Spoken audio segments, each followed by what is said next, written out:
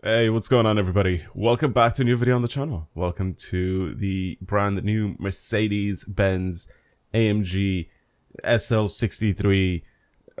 God, why do they keep changing the names of these things, man? What happened to SL63 AMG? Well, it just rolled off the tongue so much better than Mercedes-Benz Mercedes AMG SL63. It's just, they've just randomly changed the name backwards. I know this isn't just for this generation of car, but it's just funny. Regardless, this is the new AMG that's out right now. It's cool. I like it. They made it a lot more sleek, and obviously a little bit more in line with their new models of cars. But I think they kind of lost I don't know, the aggressiveness of it. I guess I don't know how I can really say this. Like, I know there's one car in this game that I know for a fact it is an SL technically, but it's an insane looking SL, and it's the SL65 AMG Black Series, and that thing is just mental looking. Just the way that thing looks is insane. But I know for a fact that obviously is kind of a special version of a special car anyway, so I can't really compare that to this. But I genuinely do think that the older SLs kind of gave that muscle car look a little bit more. Like, this is just a bit, you know? And I'm pretty sure every single SL now comes with a soft top. Why? I feel like the hard top just looks so much better. Oh, you lazy why? What? That makes no sense. Why would you not have the folding mechanism? Oh, man. What the hell? They could have made it so that they didn't even want to animate the actual folding mechanism for the roof. Seriously? Wow. Well, that's disappointing with it. I mean, like I said, it's a cool car and all, but no, I don't want to look in the boot. Stop focusing me in the boot. I love the steering wheel though. For whatever reason, I think this is like one of the best looking steering wheels out right now. It just looks so sick. I really don't like the haptic feedback buttons on it or whatever. They're not really buttons, they're like touchpads. I really don't like those. If they were actual buttons, this would be one of my like favorite steering wheels of all time. It just looks so good. It looks really good. I like the two spokes as well. They've changed all complete now, so it's all just in the one big screen. That bottom bit there, if you've ever sat in one of these Mercedes, that bottom bit there, the line of like shortcuts, I guess, is really flimsy in these cars. Like, really flimsy. It's just awful. Which is very weird, because this is supposed to be like a super crazy high-end car. And yeah, there's a lot of cheap parts, I guess, or cheaply made parts in Mercedes cars. Yeah, I don't know how I feel about it, to be honest with you. The speakers like cover, I think, is actually kind of cool. They look really sick. What's the second thing? Because obviously you have the seating controls, but then you also have like another circuit. Oh, is that just a handle for the door? Never mind, I'm stupid. Yeah, and then you have the stop start button.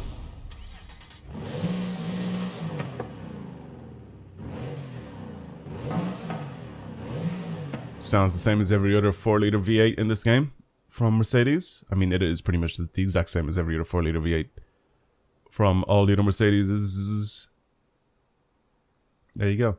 I wonder if it's... Oh, that would be so sick if it actually popped up with someone's actual name on the little badge. If you guys don't know, obviously all Mercedes engines are hand assembled, and yeah, there should be someone's signature there on the engine bay, but there isn't. Man, I'm so disappointed that the roof isn't like an actual mechanical working roof. That really does suck.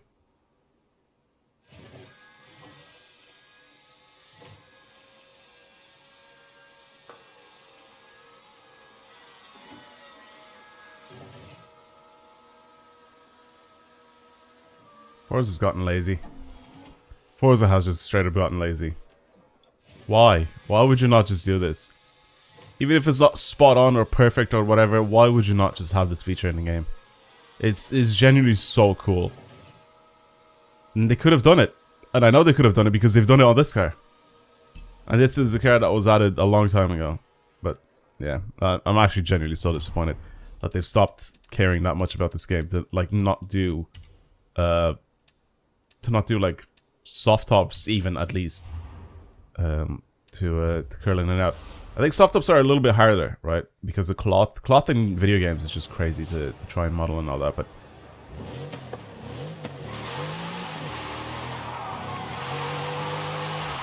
is this all-wheel drive? It feels all-wheel drive. Did they change as well? Is this? Are new Mercedes? Brother, why are new Mercedes all-wheel drive? Oh man, how heavy is this thing as well? What are the stats for this guy? 577 horsepower, 800 newton meters of torque, weighs 1.9 tons. It's obviously got the 4-liter twin turbo V8. It's all-wheel drive. I don't really know much about the new SL. I generally don't. It's a good-looking car in my opinion. I like the way it looks. I feel like they could have made it a little bit more aggressive looking at the very least. I don't know, everything's really rounded off right now at Mercedes. I kind of prefer the old school look where everything's a little bit more square. Where you had like big flared wheel arches, like arches that like stuck out like crazy, you know? Like this kind of just all kind of blends into the design, but all car models are like that nowadays. Also, this is really quiet. For the SL63, this is very, very quiet. All farts from the exhaust. Oh, at least the screen's on. That's a good thing, because some of the cars in this game don't even have the screen on in the center, and it just looks a bit stupid. But at least the screen's on, and it's set up with the race spec for, what is that? Suspensions in race, dynamic as well. Let's have a look as well. Transmissions probably. Yeah, there you go. What's that? Drive? The drive is set to race? I like that. That is kind of cool. Even the buttons on the steering wheel? Yeah, it is. Even the button on the steering wheel is an S+. Oh, wait, traction control is set to off. If I set, let's have a look at this detail. If I set traction control on, will the traction control light on the steering wheel pop on? You ruined it! Come on! It's just a bit of detail. You could have made it so the little light on the steering wheel would pop on, where it said the traction control was on. Man. Oh, that's so disappointing. Anyway, let's build this thing. I feel like I've spent enough time just looking at this car and not actually doing stuff. Alright, building process. Let's see. 5.2 V10, 6-liter V12, boring. Wait, a 6-liter V12, what's this from? It's a racing V12 as well. Is this from the Valkyrie?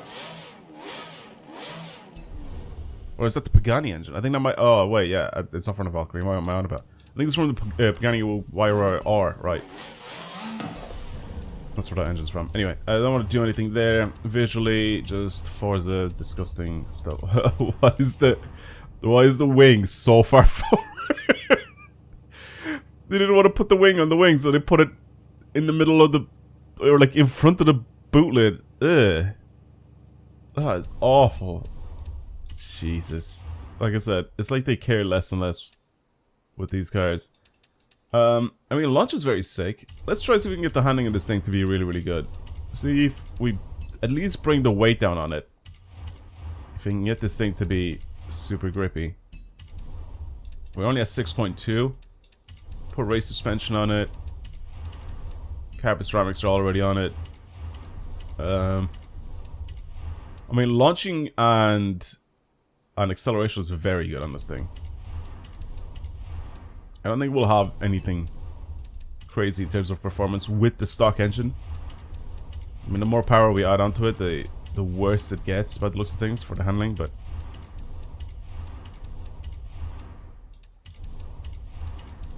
This is pretty much what we're left with here.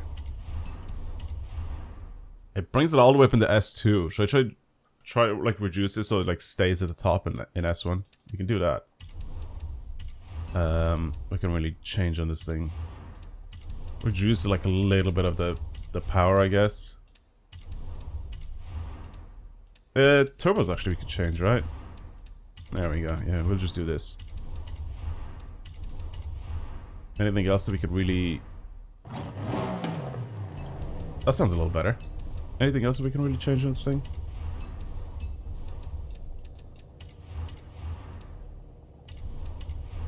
I mean, yeah, if we put the arrow on it, I guess, maybe. For the wheels, we can probably change what track width as well. Fitment is actually quite nice on this thing. Yeah, I really like the fitment on it. I think it looks good. As for the wheels, we can change the wheels to something else as well. Maybe they'll go a little lighter. Alright, well, here's a setup for it. 778 horsepower, 1,493 kilos, and it's at the top of S1. I don't really expect this thing to be that good, to be honest with you. I don't know why. I'm expecting it to be like incredibly average. Oh god, I forgot this thing has like a 9 speed in it. Jesus. God, the aero parts on this thing are awful. Ooh, lots of front end grip though. I like that.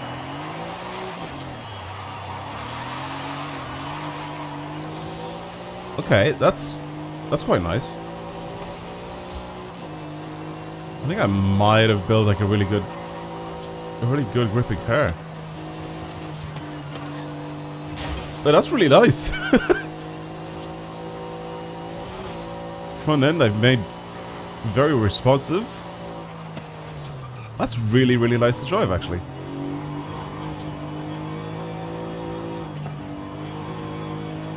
It's definitely exceeded my expectations in terms of grip. I thought this was going to be like a big, fat, lazy car that's just really terrible. Let's take it on a track. I 100% expected this thing to be a more of a slouch than this. 100%. Actually feels quite nice. It feels good and like grippy in corners.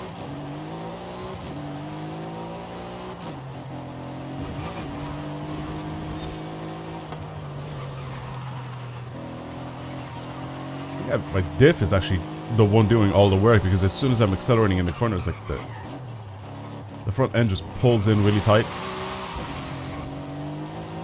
So I think my diff setup for it is spot on. Again, I usually just slap a little bit of a basic setup on it. Oh god. Which kind of enhances the stock, I guess. The stock car a little bit, right? Like I just kind of try and improve it in ways that I think it would work really well. I mean, it still has almost 800 horsepower, so I have to be careful with that, but apart from that, I can kind of just straight up floor at the corners and the front end grips up and pulls me inwards, so what I've done with this tune, especially on the diff and the suspension, it seems to be really good for it. I mean, the brakes are really good. It's still a little heavy-ish for like a race car, right? If I want to build this thing as a race spec car, it's still a little chunky, but it isn't as bad as I anticipated, to be honest with you. I definitely expected this thing to be... Okay, a little bit of understeer there. I'm going too fast though for some of these turns. I'm just trying to push it as hard as I possibly can to see where its limit is. Even accelerating out of corners, I'm trying to like floor out of corners, so that's why you'll see sometimes I'll end up sliding a tiny bit. Again, like I said, it's almost 800 horsepower as well. With a car that's basically made to be a GT car, it's not a racing car, it's not anything to do with racing, right? The only thing that's kind of racing aspect of this car is, I guess, its engine, right? So that's being used in pretty much every single Mercedes AMG model. Even their like higher performance cars and their crazy cars and stuff like that, so even in Aston Martins and everything, I think this engine's being used, so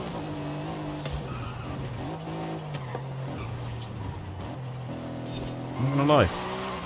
It is a nice surprise when a car actually does really, really well.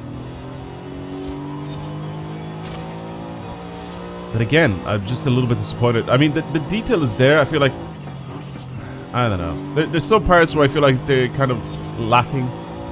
in the detail department. There's some parts where I think like they've done a good job. Like, I think visually on the inside it actually doesn't even look that bad. I think it looks quite nice.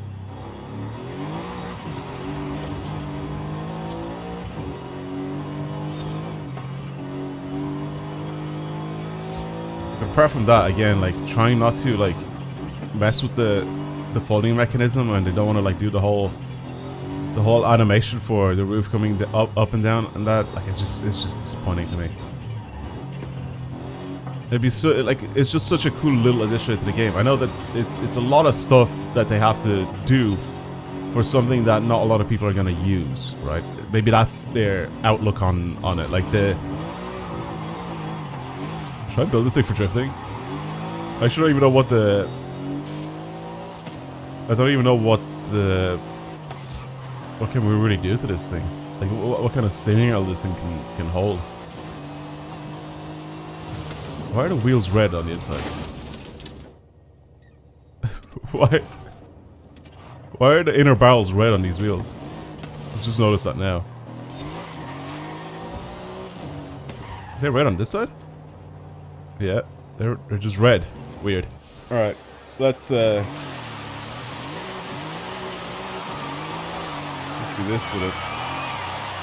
Let's see what it's like. I rear wheel drive stopped, by the way, if you haven't really noticed.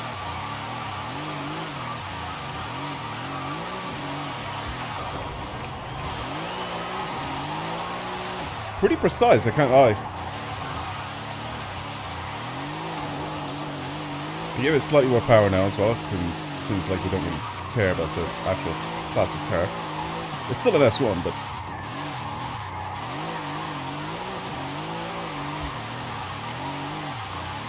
it's really, really smooth. It's really, really, really smooth to drive. Feels super similar to the Bentley, to be honest with you. I messed around with the Bentley as well, I think after I finished the video off last time.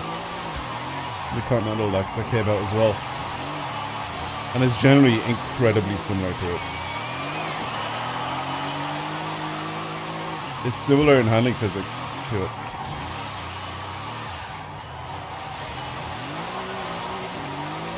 But this is something that Mercedes should have been able to do, I think, forever.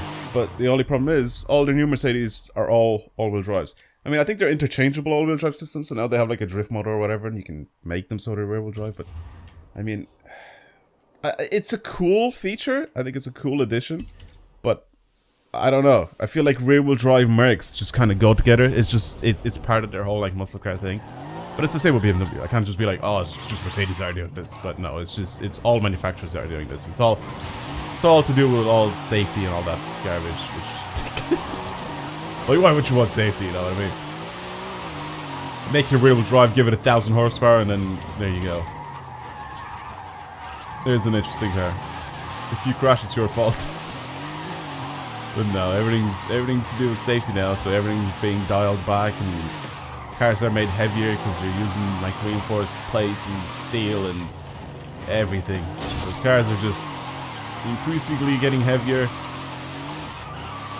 And I guess safer for the driver, and actually safer for the people that they crash into by the looks of things. That's if you guys don't know about that feature on cars, in like they have a pedestrian thing, right, where the hood or the bonnet or whatever you want to call it, kind of, if it recognizes that you hit someone, like a person, it would like pop up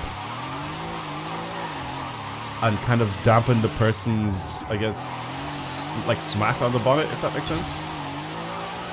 It's such a weird thing, but this is obviously a regulation now this passed. You have like little explosives under the bonnet, by the way, which basically explode and pop your bonnet upwards. So again, it like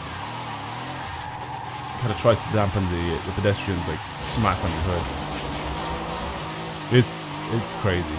Again, so like little things like that, obviously, being added into cars. So longer the days where you have just a tin can with a big engine and crappy wheels on it, and you can just take it out and drive it. Cars have lost their soul.